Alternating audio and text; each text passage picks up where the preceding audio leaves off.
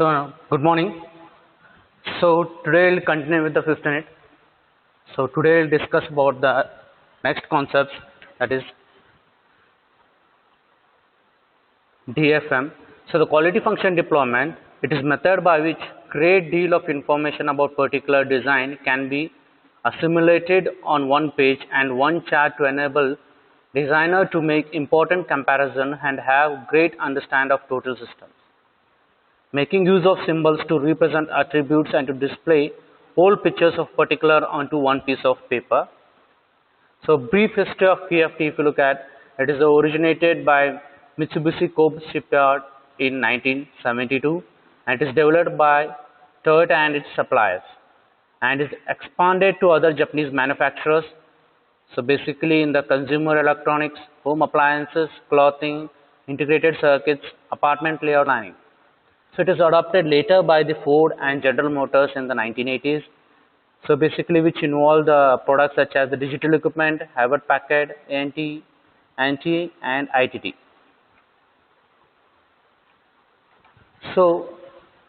The creative definition of QFD involves, it is a systematic way of documenting and breaking down the customer needs into manageable and actionable detail. What is QFD? If you look at, it is the documentation and breaking down the customer needs which can be managed and can be given an actionable detail. Whether we are going to achieve, in fact we need to achieve it, but in what actions we are taking to achieve or meet those customer requirements, that documentation itself becomes the QFD. A planning methodology that organizes relevant information to facilitate better decision making. A way of reducing the uncertainty involved in product and process design. A technique that promotes cross-functional teamwork. Basically, as you know that where a cross-functional teamwork is promoted in what kind of engineering? I discussed it. Basically, it is in concurrent engineering. It is a methodology that gets the right people together early to work efficiently and effectively to meet customer needs. That means it is a methodology that gets the right people. That means who are suitable for that particular job. Only those people are made to get together early to work efficiently and effectively in order to meet the customer requirements or the customer needs. What does QFD do? Basically, it is a phase in which the concept is being transformed to the customers. Basically, it involves the planning, the design, the redesign and the manufacture. Basically, it involves the planning, design, redesign and then the manufacturing. This is a traditional timeline, but in QFD, there is one more thing that is added: planning, design, redesign, manufacture and then the benefits. The benefits what we are going to get. It is a relationship that is developed between the customer and the supplier. It is a relationship that is developed between the customer and then who is going to supply the product for that particular customer. Marketer is the customer of the designer over here. When drawings are supplied to manufacturing designer, the supplier and manufacturing is customer. Here in the industry also there is a manufacturing and a supplier. If you look at, when drawings are supplied to manufacturing, designer is a supplier and manufacturing is a customer. Yes. Whenever 2D drawings are released and he needs that 2D drawings to get manufactured into a particular drawing with certain requirements, he specifies to the manufacturers. Hence, the drawings released by the design department becomes the supplier and the drawing received by the manufacturing department become the customer. Hence, customer supplier chain links way through process from launch. That is true. QFD defines relationship in chains. Yes. At any point it describes matrix what customer wants versus how supplier supplies it. Describes the matrix what customer wants versus how the supplier supplies it. See here. You can see the example over here. How the requirement will be met. What the customer requires. The customer requires this and this. How the requirements will be met? like this and this, because we are example for example there are two customer needs, and how these two customer needs will be meant by the supplier. So basically what we need to do is that we need to identify the customer needs into weak, medium and strong.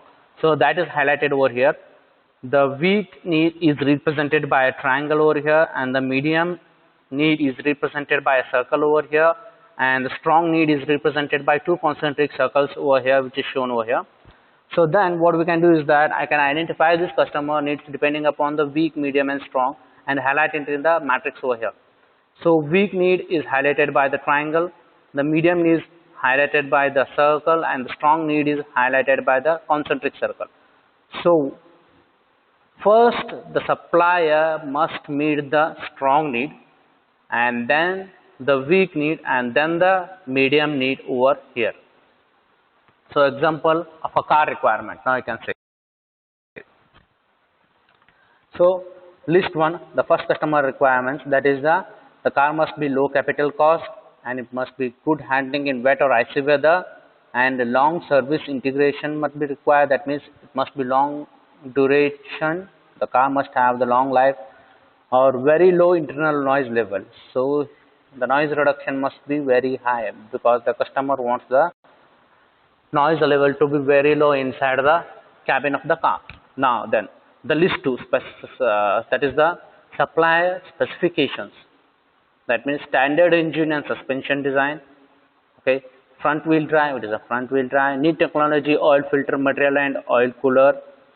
Vibration free engine mounting, that also helps in reducing the noise level. Extra sound insulation around passenger compartment, again that helps in noise reduction. Now we can plot this graph such as in the matrix. Now what is the prime requirement of the customer?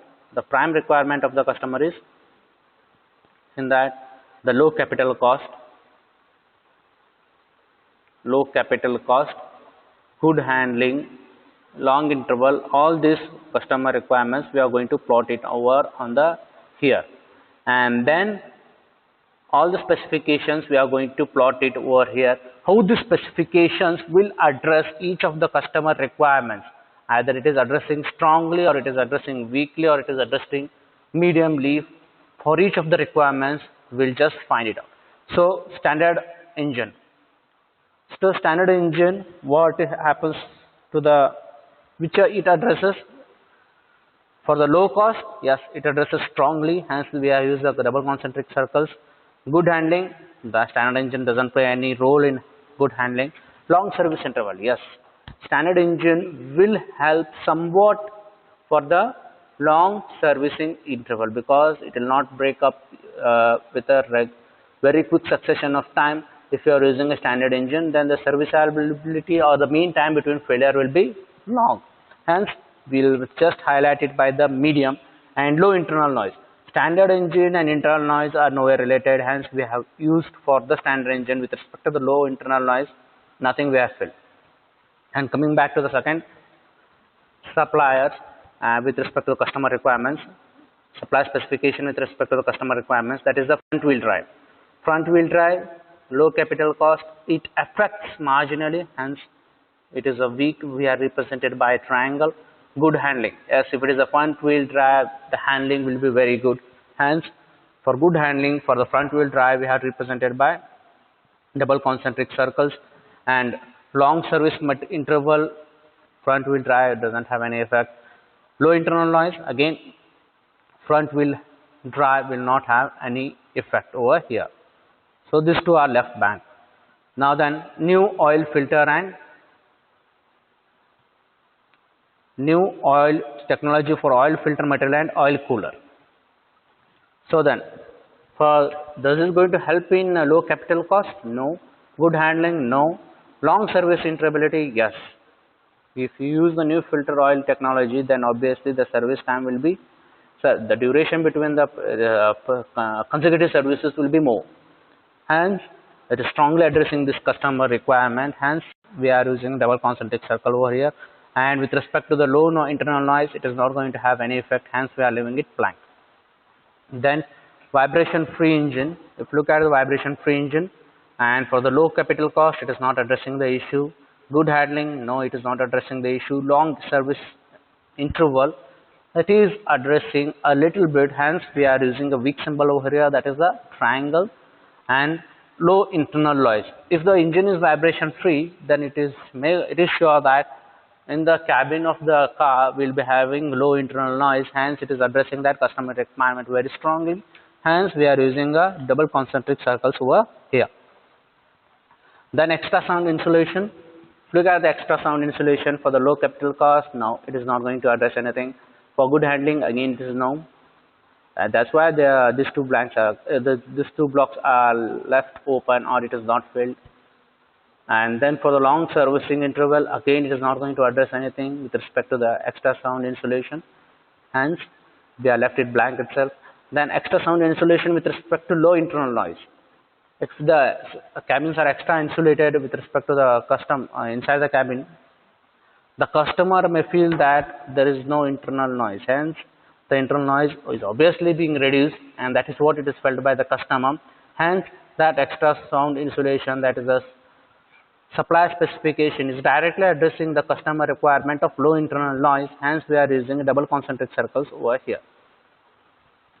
Then you can plot the matrix, correlation matrix, such as relationship what I have used to just make sure that they are written over here, that is a double concentric circles for strong, single circle for medium, and triangle for weak. And customer correlation matrix, design requirements you write it over here, and customer requirements you write it over there. Design requirements how they are met, customer requirements what they are met. Relationship matrix, now organization difficulty you can write over here, the objective, target values and how much. Then the technical competitive benchmark, you write betterment and worse also over here, and engineering competitive assessment you need to write it over here. And then the customer rating we are going to write it over here. So this is how it looks like, the house of quality. Correlation matrix, first the customer needs is to be identified, and then importance rankings we need to identify among the customer needs itself, that means which must have the higher ranking and which must have the low ranking. And then design attributes we need to do that, and then we need to have the relationship between the customer needs and design attributes, and then customer perceptions we need to think, and then we need to plot the correlation matrix, and then cost feasibility also we need to check, and then we need to take the necessary engineering measures. This is how it looks like. Now we'll just have an example of the house of quality of pizza. Well, this sounds interesting for most of the audience over here. Pizza, what is a pizza? It is a oven baked flat disc shaped bread, usually topped with tomato sauce and mozzarella, and then a selection of meats, salami, seafood, cheese, vegetables and herbs depending on the taste and the culture of the customers. So this is how the pizza exactly looks like. Most of you are aware of that. Now, if you look at the types of pizza, there are a whole variety of pizza, for example, like such as pork pizza, seafood, pepperoni pizza, cow brains pizza.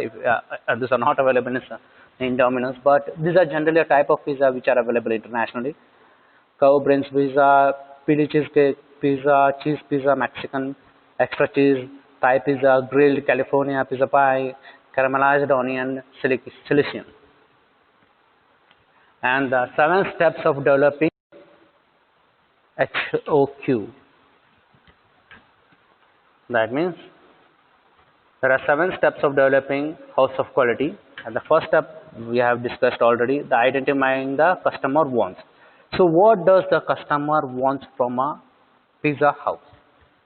So identify how good the service will satisfy the customer wants, then relate customer wants to product, that is again how. Identify relationship between the firms, that is how.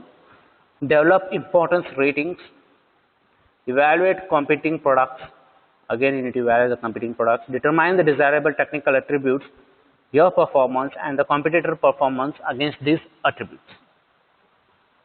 So first one, the identify the customer wants. The main feature that any customer designs in a pizza is, that it is a good taste, obviously the lower price, and sometimes which are health concerns. Nowadays everyone is a health concern, but still they eat pizza. But again, in that they want low fat and it must be healthy. And then appetizing appearance, that is great. Fresh and hot delivery, that is required for any pizza. And then good texture. Identify how the good service will satisfy customer. Once you need to identify this also. In that, what we are looking for is the delicious and fresh toppings, such as the toppings what you are going to use must be delicious, mouth-watering, and must be very fresh. Then the appropriate weight, size, shape, and thickness. It should be even thickness. It should be appropriate size and shape, because that adds to the appearance. And then low fatty eatables such as less cheese or yeast. Optional eatables for taste and texture. Then pizza color, variety and density of toppings. Variety and density of toppings. And relate customer wants to products. In this step, we had to relate the customer requirement and the technical specification provided by the company manager. How will what we do meet the customer wants? That is the relationship matrix.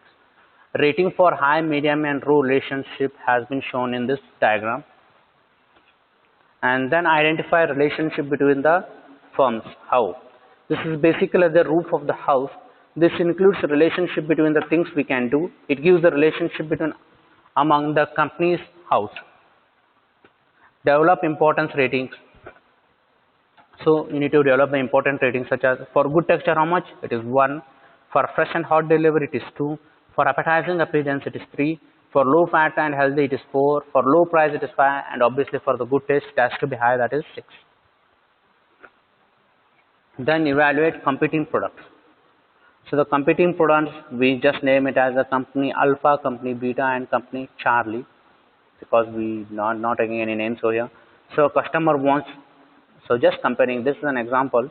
So with respect to the customer needs, such as the good taste, company Alpha will provide fair good taste, company Beta will provide good taste, and company Charlie will provide the good taste, a low price of a pizza.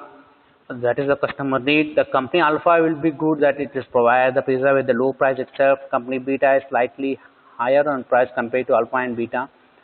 Compared to Alpha, and company Charlie is again higher with respect to company Alpha. And then with respect to low fats and healthy, company Alpha is poor because they are not maintaining any low fat and healthy in their pizzas. And company Beta is slightly better than the company Alpha, and company Charlie is better than both company Alpha and company Beta. Then the appetizing appearance, company Alpha is good in that, company Beta is slightly poor in that compared to Alpha and Charlie, and company Charlie is good in that compared to Beta, and in same manner with respect to company Alpha. And with respect to good texture, company Alpha provides the pizza with the good texture, company Beta again provides the pizza with the good texture, but the company Charlie will somehow provide the pizza with not so much good texture compared to company Alpha and company Beta. So determine the desirable technical attributes, your performance and the competitor's performance against these attributes. In this step, we have to determine the desirable technical attribute, our performance and the competitor performance against these attributes. Develop importance ratings. Low relationship for circle, medium relationship, that is a circle filled with green, and high relationship, again circle filled with green but at the center hole, that is for the identification. So the ratings we have provided, the low relationship for 1, medium relationship for 3, and high relationship for 6. So these are the relationship matrix. So first,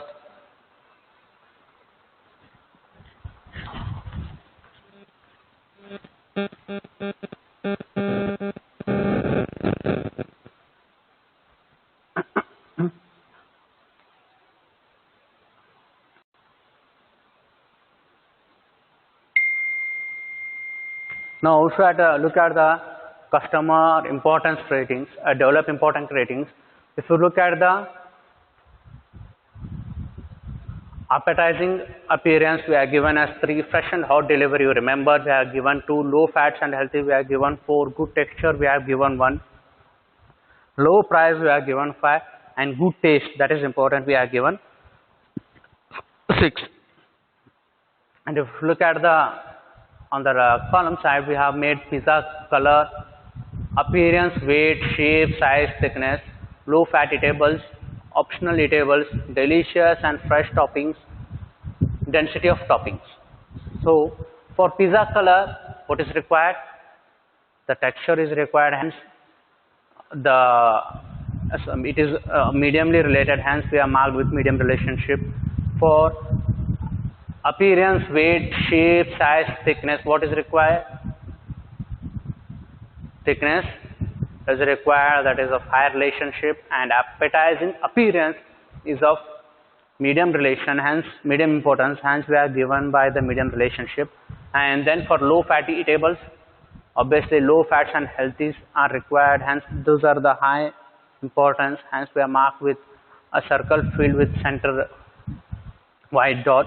And then fresh and hot delivery for low eatables, it is medium requirement, hence we are marked with the medium requirement symbol. And if you look at the optional eatables, for that low price, yes, that is meets somehow, but it does meet, hence we are marked with the role relationship between low price and optional eatables. If you map again the optional eatable with good taste, price, texture, low fat, fresh and hot delivery, appetizing, fresh and hot delivery somewhat make it for the medium relationship. If you look at delicious and fresh toppings, for good taste it doesn't have any relationship, low price no. Good texture, yes, it does have a medium relationship, low fats and healthy no relationship, fresh and hot delivery no relationship. Appetizing appearance, it does have a medium relationship. And density of toppings, for good taste, yes, it does have a low relationship, and for low price no relationship. Good texture no relationship. Low fats and healthy no relationship. Fresh and hot delivery, yes, it does have the medium relationship. For appetizing appearance, it doesn't have any relationship. Next, functional analysis system technique. It is necessary to have full understanding of each element of design, interrelationship and dependencies of all functions that forms the system. There is useful technique for studying design with regards to its functional relationships called functional analysis system technique. This technique helps in gaining knowledge of total design picture at any stage in development process. Each design functions are identified and described by noun verb phrase here. That is what it is described. In order to have fast diagram, each individual functions are linked together to form a network. So how parametric functions and why ultimate functions? So for a particular example, for a light bulb is mentioned over here. Provide a gas filled light bulb, provide O2 free atmosphere, create very high temperature, either provide filament or provide current flow through the filament, then provide electrical connection and or provide the voltage connection. So here the fast diagram represents functional requirements between all function of the system. It also shows which are dependent on others and which occur at the similar times. The benefit of fast is it helps in to understand how total system functions can act as stimulant for new ideas, checklist for designs already in development. So basically they are written in noun verb from such a shaft turn. Why, how the shaft is turned and how the function described by noun verb are motor shaft turn. Why? Because the valve needs to be open, and how? Because by energizing the motor. How and why is again implemented over here. Why we need to do that? Because we need to create a light. How? By providing a gas filled bulb, then provide O2 free atmosphere, and then create a very high temperature, either by providing filament or providing current flow through the filament. If you are providing a current flow through filament, it is either done by providing an electrical connection or provide voltage.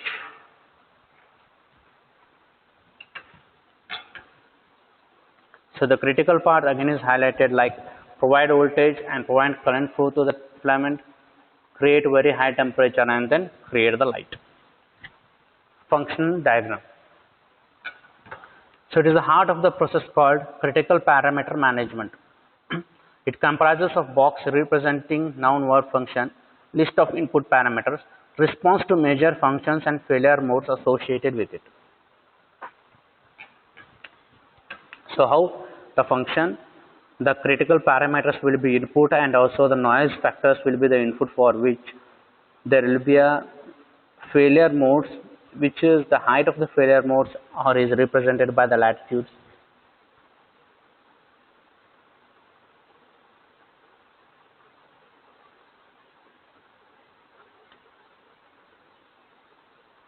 So here you can say the sensitivity of response and the number of parameters that are taken, and the critical parameters obviously will impose the sensitivity to response at a very high level. And if you look at the tire inflated, the good performance is again the attitude that is being defined by burst, increased wear, uncomfortable ride, imparted grip, and impaired handling, steering wheel, tire damage. That means if you are considering an example of tire inflation, if it falls between this pressure, it will be having good performance. If it is above this, what happens? If that means if a tire is inflated more than the requirement, then the tire is sometimes may going to burst, or it may increase wear, or it may result in uncomfortable ride because there is too much of air in the tire, because of which there will be a lot of bumps while riding. And then there will be impaired grip. Sometimes there will be not be having a proper grip, because when it flows, the tire may be in the air, hence we not have the imperfect grip or the paired grip over here. And if the tire have the low inflation or low amount of air in the tire, then that may result in the impaired handling, because the movement of the tire will not be so fast. The response from the tire through the steering will be less, and then the steering problem, that is what the response from the tire to the steering and then to your driving is less. If the tire inflation is less, then it may lead to tire damage also. The control parameters these are the parameters that are within control of designer and affects the function. These are varied during experimental work. Critical parameters, these are control parameters which are critical. If it gets out of the range, then functional experience failures. Noise factors, these are the factors directly affecting function which are outside control of the designer.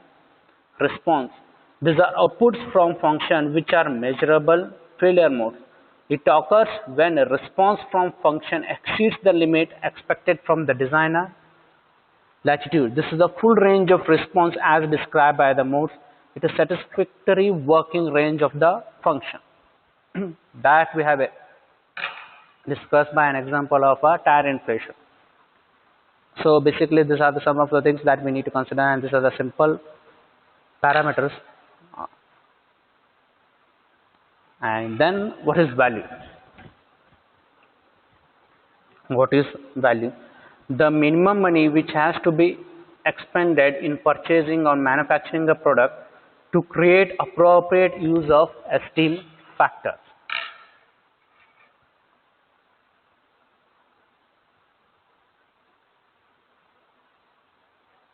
Next, the value engineering. Value engineering has been used to refer to design stages or before the fact. Value engineering approach is used for new products and applies the same principle and techniques to pre-maturing stages such as concept development, design, and prototyping. The value engineering is a powerful change management and problem-solving tool with over a century of worldwide application track record. Value engineering is used to create functional breakthroughs by targeting value mismatches during product, process, and project design. This is important. Value analysis and value engineering. So value analysis and value engineering methods are very important and useful in driving down the product cost, which help companies retain market share and sustain their profitability. Value engineering began at General Electric Co. during the World War II. Because of the war, there were shortages of skilled labor and raw materials. Lawrence Mills and Harry Ehrlicher at GE looked for acceptable substitutes for materials. They noticed that these substitutions often reduced costs, improved the product, and in some cases both. What started out as an experiment driven by necessity was turned into a systematic process. They called the technique the value analysis. As others adopted the technique, the name gradually changed to value engineering. Value engineering and value evaluation is a systematic process used by multidisciplinary team directed at analyzing the functions of a project, product, process, system, design, or service for the purpose of achieving the essential functions at the lowest life cycles cost, consistent with required performance, reliability, availability, quality, and safety. We can call it by the short form VAVE, is the process of reducing costs in a development project. This process is achieved by assessing materials, processes, or products and offer alternatives. The outcome should result in savings to the client or the end user without compromising the intent of the design, that is by maintaining or improving performance and quality requirements of the product. The key metric factor is to achieve the desired results without compromising on quality and performance of the product.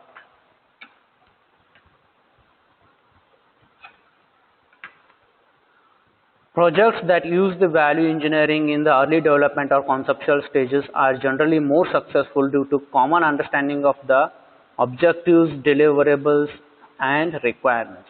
At this point, major design and development resources have not yet been committed, and the manner in which the basic function of the project is to perform has not been established also. So alternative ways may be identified and considered, applied with flexible and creativity. Value engineering is almost unlimited in its ability to identify areas of potential savings. So projects that use early value engineering in the early development or conceptual stages are generally more useful because the value engineering has to be used initially. So just like cooking a food, it's just like cooking a food. So if you do value creation, that means if you know the right amount of salt or any other masala that need to be added in a particular dish, before beginning of the dish, then only it will add or it will create the proper taste when it is made. But if you know that, if you don't know, and if you, after adding some amount, and if you start deciding the value engineering values of the masala that you are going to put, then the half of the dish is already be done, and then you need to do certain addition and certain then taste certain addition. That means it is like a trial and error method. So sometimes if you add one masala and if you taste, it will become that masala will be too concentric, and then there you need to add another substitute to come that to overcome that concentricity. And once you add that again, that concentricity may rise.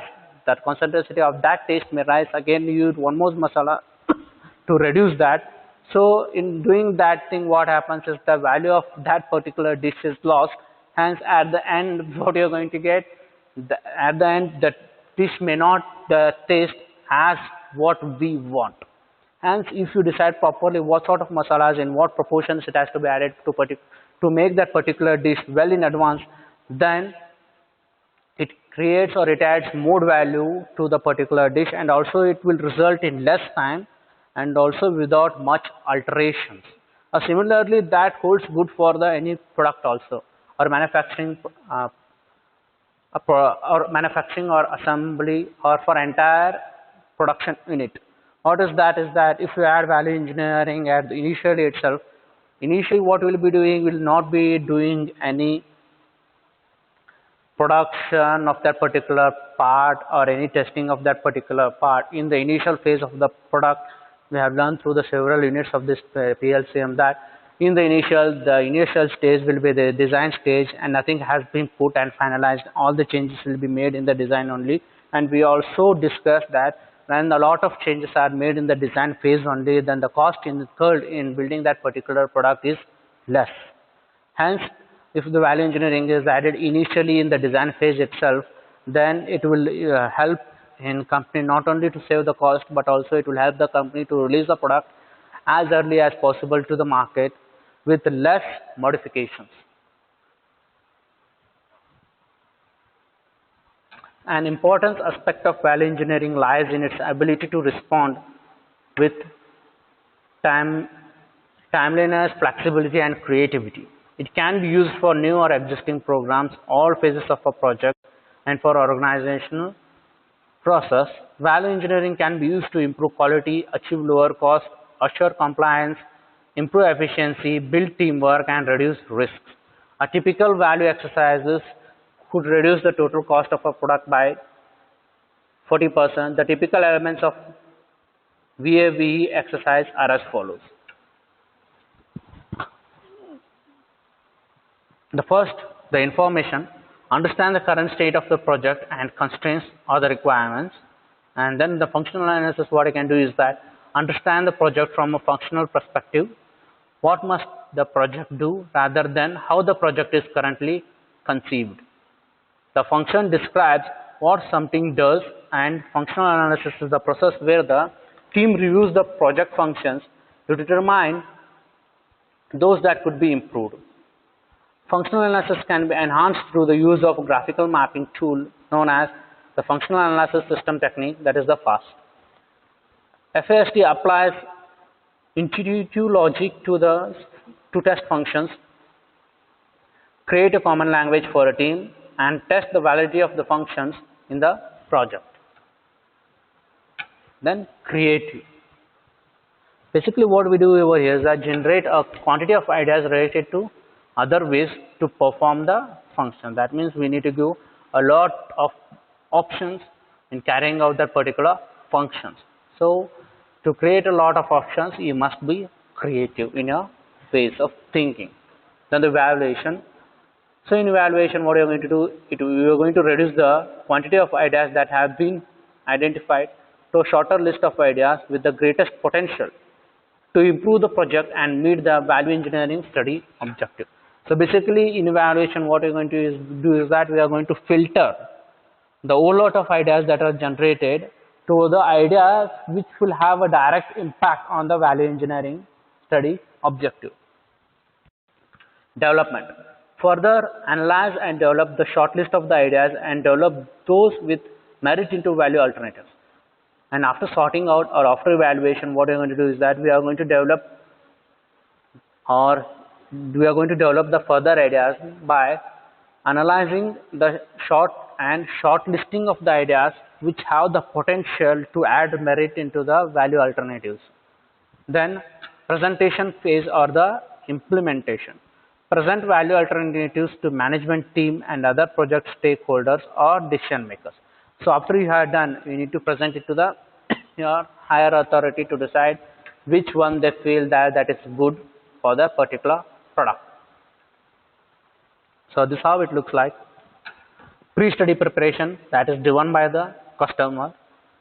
So what customer wants, that only will become the pre-study preparations, and then becomes the information gathering. Sorry.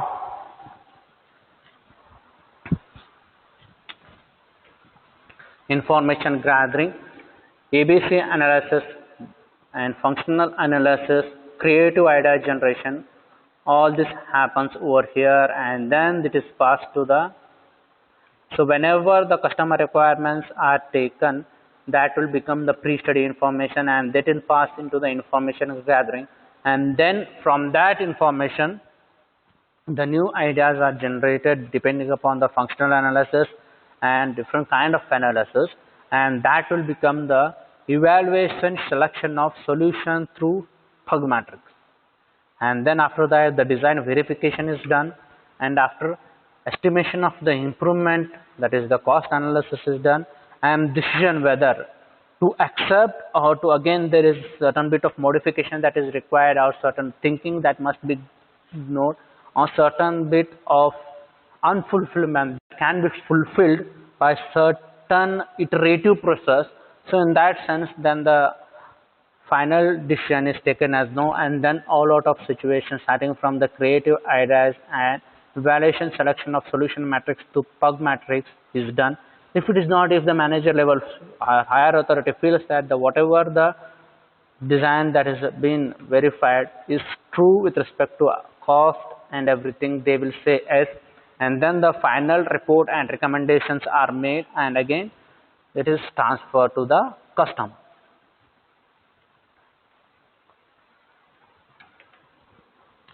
Next is the principles of the value methodology.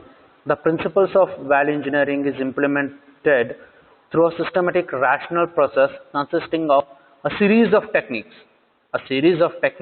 Including the first, functional analysis to define the reason for the existence of a product or its components, creative and speculative techniques for generating new alternatives, and measurement techniques for evaluating the value of present and future concepts.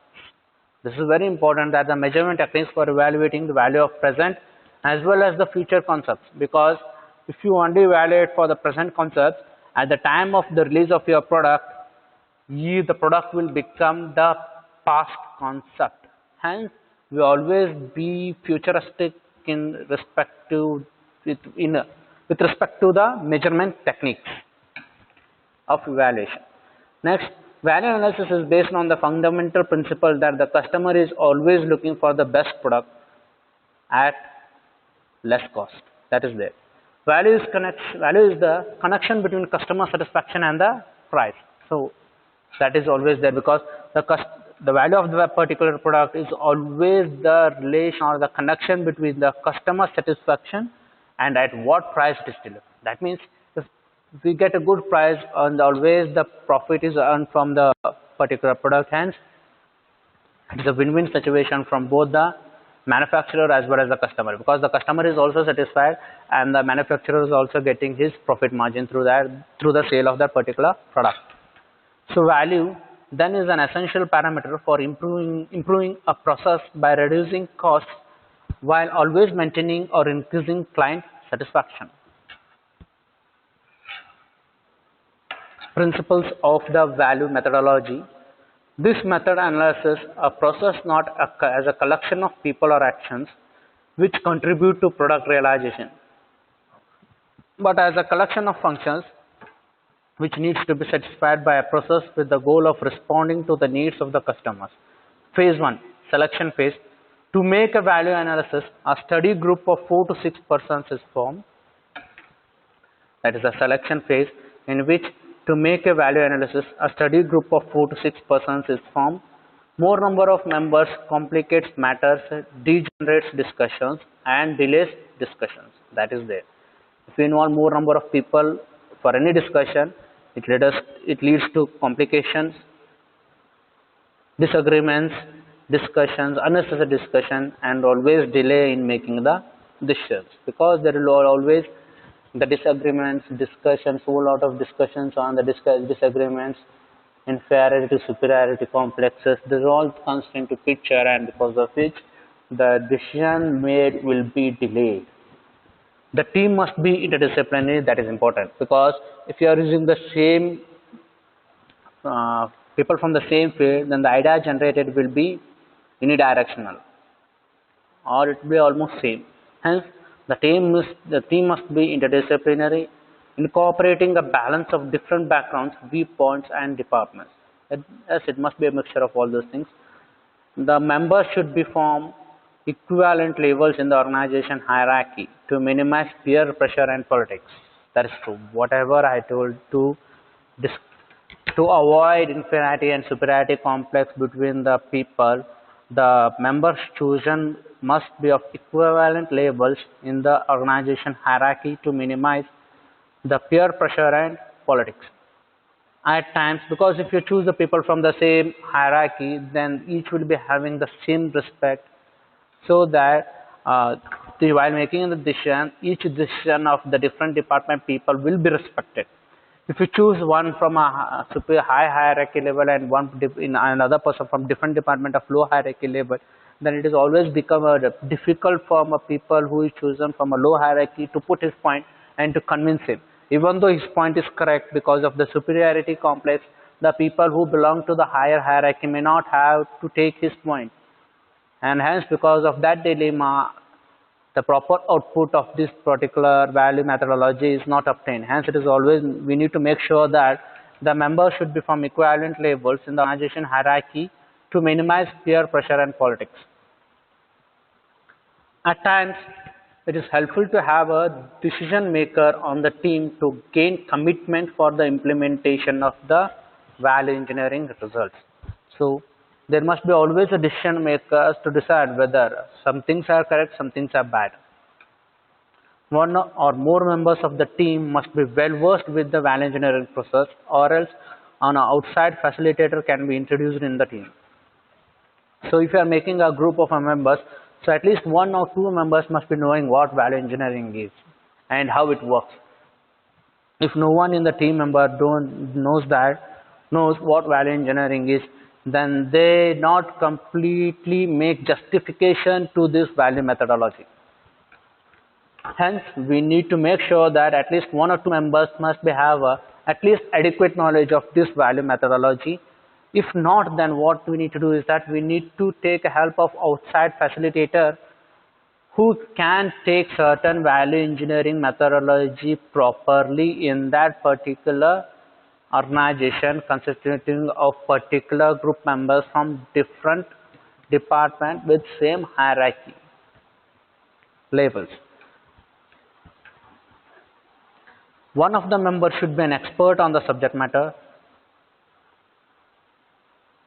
The team members must have open mind and be result oriented. Always when you form a team to do value methodology for a particular product, they must have an open mind, because they must be in a position to accept the faults as well as the success of their particular departments, and they must hold responsible for the faults in that particular department or faults in their decisions, because if it doesn't happen, then they'll not able to accept their faults, and then the whole concept of value methodology fails.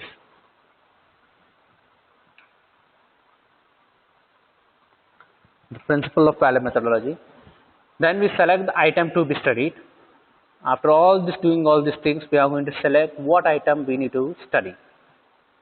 Then the item should be one that gives the impression that its cost is too high or that it does not do its function well.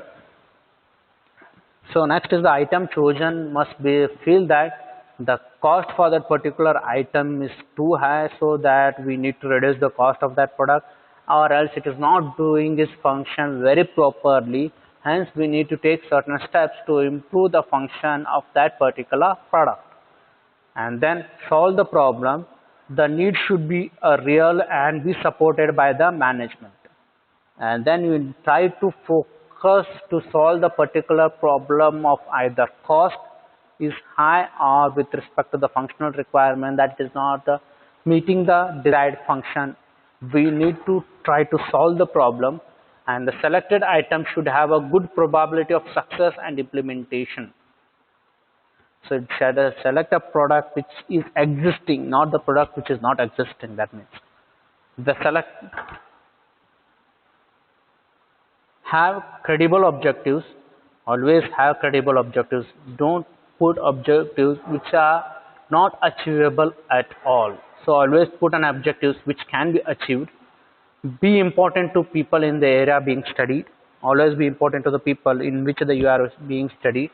Have the commitment of the requester and the value engineering team.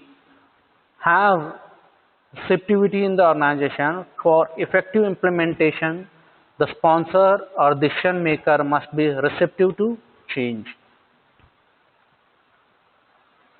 Phase 2, principle of the value methodology, information phase.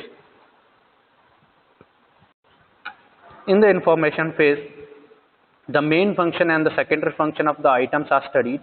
The functions are classified into basic and secondary functions, and the cost of realizing each function is ascertained.